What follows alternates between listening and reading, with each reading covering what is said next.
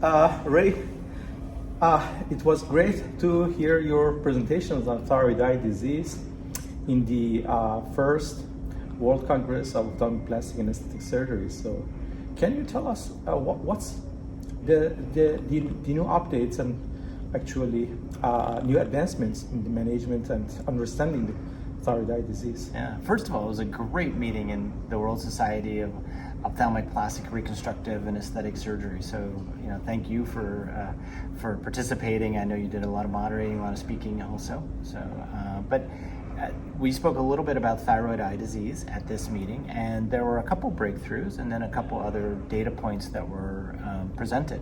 One is that less than about a month ago, data on the placebo-controlled chronic trial, meaning patients who've had thyroid eye disease anywhere from 2 to 10 years and had a CAS of 1 or less, or non-progressive. So truly patients who just, unprogressive, stable disease were treated with teprotumumab in a randomized controlled fashion.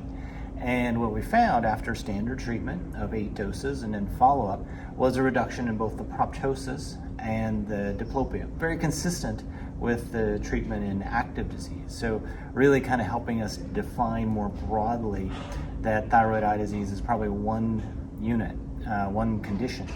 And it's also what I talked about a little bit in some of the lectures, in that we're starting to understand now the pathophysiology and even some of the long-term changes that are occurring in the immune system.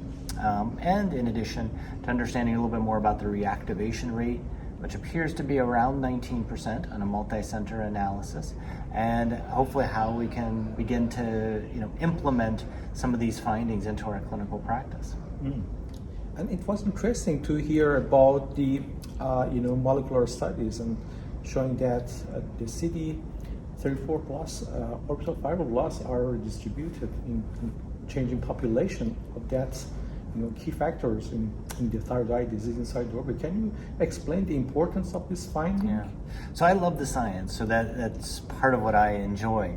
And what's very unique is that the fibroblasts in thyroid eye disease are truly unique and different than they are in normal people, in normal cells.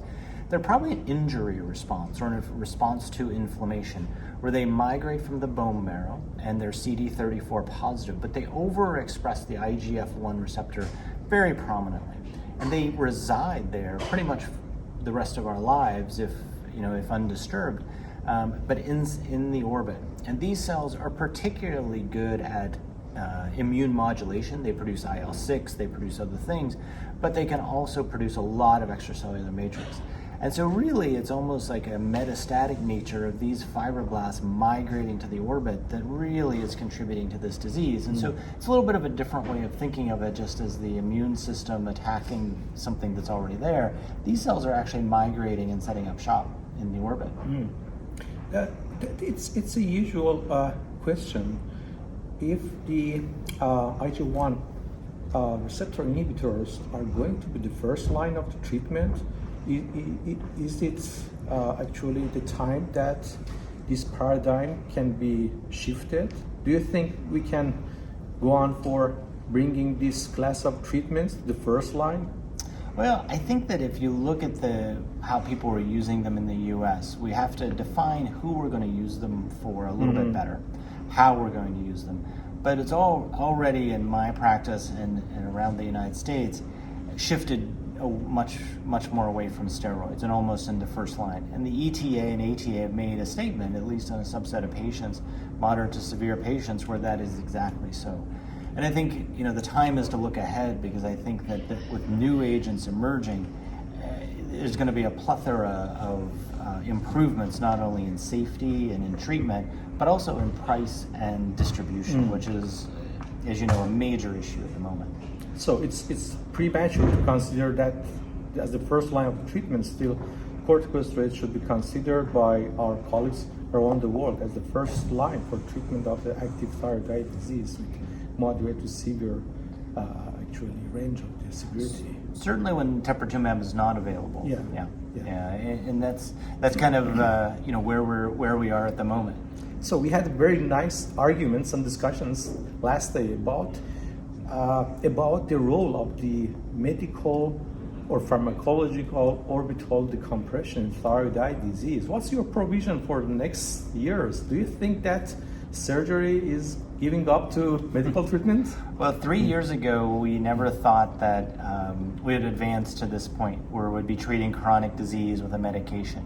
I think if you fast forward 3 to 5 years from now, we're going to be very much similar to how rheumatoid arthritis, used to be an orthopedic disease. It's no longer an orthopedic disease. It's a biologic management disease.